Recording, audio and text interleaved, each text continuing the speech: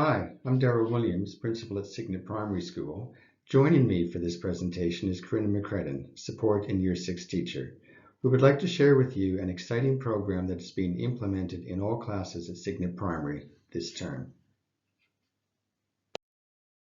Before we start, we acknowledge Australia's First Peoples and the traditional custodians of the various lands and waters of Australia.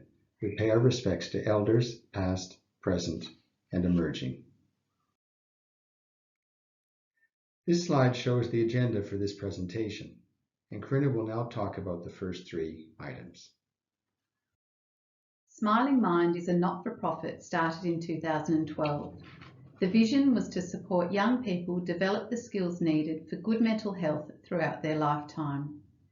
Since 2012, Smiling Mind has developed a robust, credible, and inspiring reputation. Smiling Mind wants the best for young people and their mental health today and into the future. Smiling Mind has reached nearly 5 million young people through schools and the home. Many parents use Smiling Mind to help children wind down before bed. The Smiling Mind app is one of Australia's most popular meditation apps, and unlike many other meditation apps, as a not-for-profit, Smiling Mind offers the app free of charge. Smiling Mind obtain their revenue through government in the form of grants and philanthropy through donations. So what is mindfulness? Before we answer this question directly, let's talk about the opposite of mindfulness, mindlessness. Often it is easier to think what mindfulness is not. Do you ever find yourself eating a meal while scrolling through your phone, or eating a meal and watching TV at the same time, and then you get to the end of the meal, look down and see the plate is empty and feel somewhat unsatisfied because you feel like you barely tasted a single bite? Do you ever drive from point A to point B, arrive at your destination and realise you have little recollection of the journey? Or do you ever find yourself in a staff meeting or in conversation with a friend only to realise you have no idea what that person was saying? Awkward, right? In a way, all these examples suggest a state of automatic pilot. We're going through the motions with our mind disconnected from our body. So those three scenarios were examples of being on autopilot, the opposite of mindfulness. Given that, let's think about what mindfulness is. This is the definition of mindfulness Smiling Mind use. Mindfulness is paying attention to the present moment with openness, curiosity, and without judgment. There are two parts to this definition. The first is the part about attention. Learning to focus attention on one thing and bring the attention back to that one thing when the mind gets distracted by thoughts, feelings, or something else in your environment. It's the opposite of being on automatic pilot. Our mind and body are connected. The second part is about the attitude you bring to paying attention, being open, non-judging, and curious about your experience.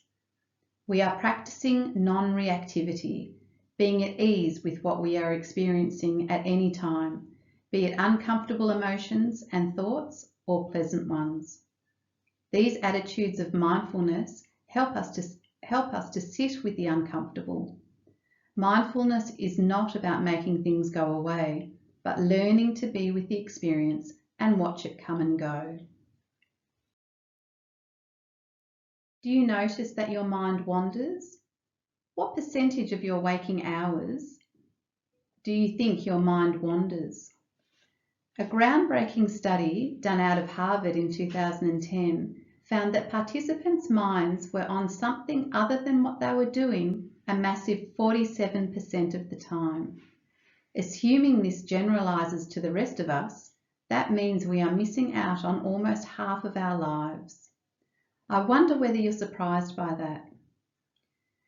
Maybe you can reflect on where your mind has been during this workshop already. How distracted have you been? This is an extraordinary human quality, being somewhere in the past or future while our body is here in the present. Why does our mind work this way? It helps us plan. Sometimes allowing our attention to wander enables creative solutions to emerge. And it addresses boredom, cheap entertainment for the mind that always wants to be busy, problem-solving machine. There is no need to be hostile when the mind wanders, but the downside is that if we spend too much time in the present or past, it reduces our awareness of our present moment, making it difficult to engage in our life and be resilient in the face of adversity. When we're mind wandering, we tend to be worrying about the future or ruminating about the past. Please note that we aren't saying that we should be striving to be present 100% of the time. That would be impossible and ultimately unhelpful. We need future thinking to plan and predict, and we need to reflect and learn from the past. We just want to reduce the amount of unhelpful wandering our mind does and choose where our attention is. In the classroom, each meditation practice is followed by a debrief session where students share their experience of what they noticed. This is a crucial element of learning mindfulness meditation and supports children in articulating their inner experiences and provides a platform for naming thoughts and feelings. Research shows that the very act of naming an emotion is a powerful tool for self-regulation, and debriefing, amongst other things, does teach children to recognise and name their thoughts and feelings. Mindfulness skills are important because of the things in our lives like distractions. Smartphones, tablets, social media, email, video games have increased our capacity to be distracted. The current generation of young people are navigating more distractions than ever before, and at a crucial time of their brain development. A challenge for many kids is to find the right balance and to be able to focus on learning and study, and a challenge for parents to navigate. Pace. Everything is moving more quickly now than it has in the past. We need to work fast. Everyone needs something yesterday, and each week, month, and year seem to fly by at an incredibly stressful pace. Our children are also exposed to this pace, and many are expected to keep up. Pressure. There seems to be a societal pressure to do more, think sports and extracurricular activities, and be more, be brilliant at everything, as though being average is unacceptable. This implicit expectation to do everything and be everything equates to a tremendous amount of pressure. All of these things are causing increased stress in our lives and our children's lives.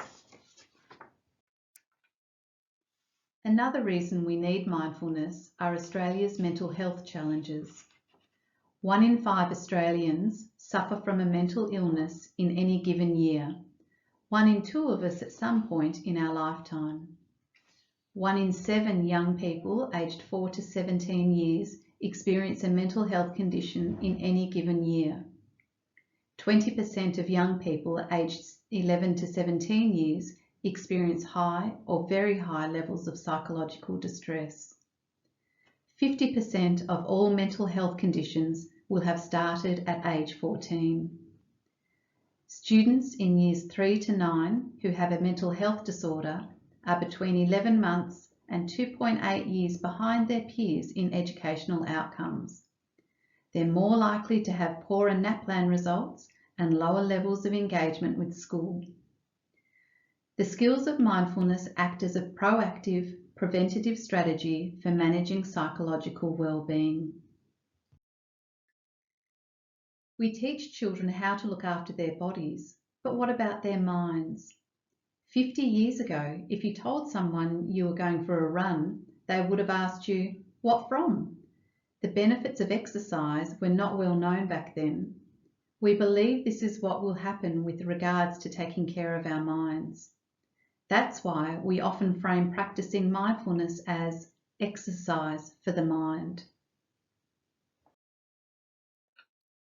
So where does Smiling Mind fit in schools? Mindfulness can support learning and well-being in several essential and interconnected ways.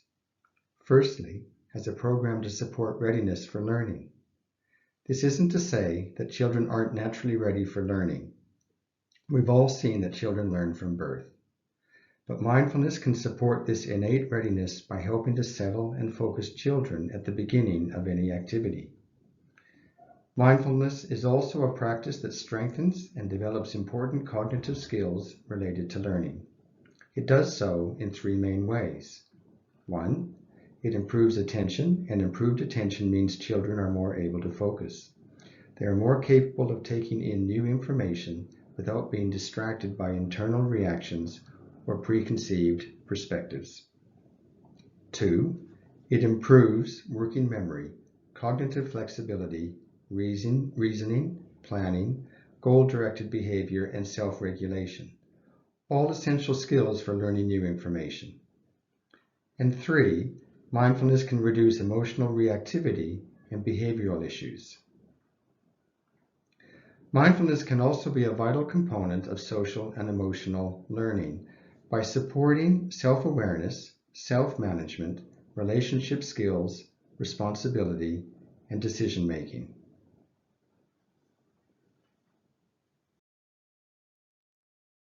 Smiling Mind and Deakin University ran a randomized control trial of their app and school program involving 12 Victorian schools, 1,800 students, all ages and socioeconomic groups, 100 teachers, control and treatment groups, and 3 surveys. From the research, they found, after just 8 weeks, that students at risk for emotional distress experienced the most benefit from the Smiling Mind program. As we all know, when children are sleeping better, their capacity for learning improves, including concentration, ability to handle difficult situations. When students are more mindful of their emotions and how others are feeling, they are more likely to be compassionate and empathetic. Students feel safer in their environment at school, as though they belong and in a safe environment for learning. It improves behavior in classrooms, reduces psychological distress, enhances the ability to manage difficult emotions, and improves concentration. I invite parents to download the Smiling Mind app if you have not already done so. It includes programs for kids, youths, families, primary schools, adults, and more. The app is completely free.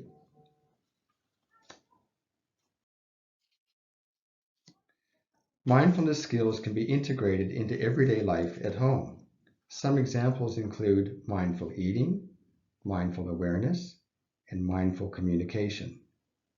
Some staff members here at Signet Primary use the app with their children before bedtime. This slide provides some tips for parents on how to establish a meditation practice with your child, including a regular time each day for meditation, creating a quiet environment for meditation, getting comfortable, and deep breathing before starting. Thank you for watching this presentation. We hope you agree with us about the benefits of the Smiling Mind program for your children at school. Please read the other information about the Smiling Mind program that was provided in the email to families if you haven't yet done so. And please email questions to either me or Corinna. Our email addresses are at the bottom of this slide. In 2 to 3 weeks, we will produce another video with answers to all your questions. Again, thank you.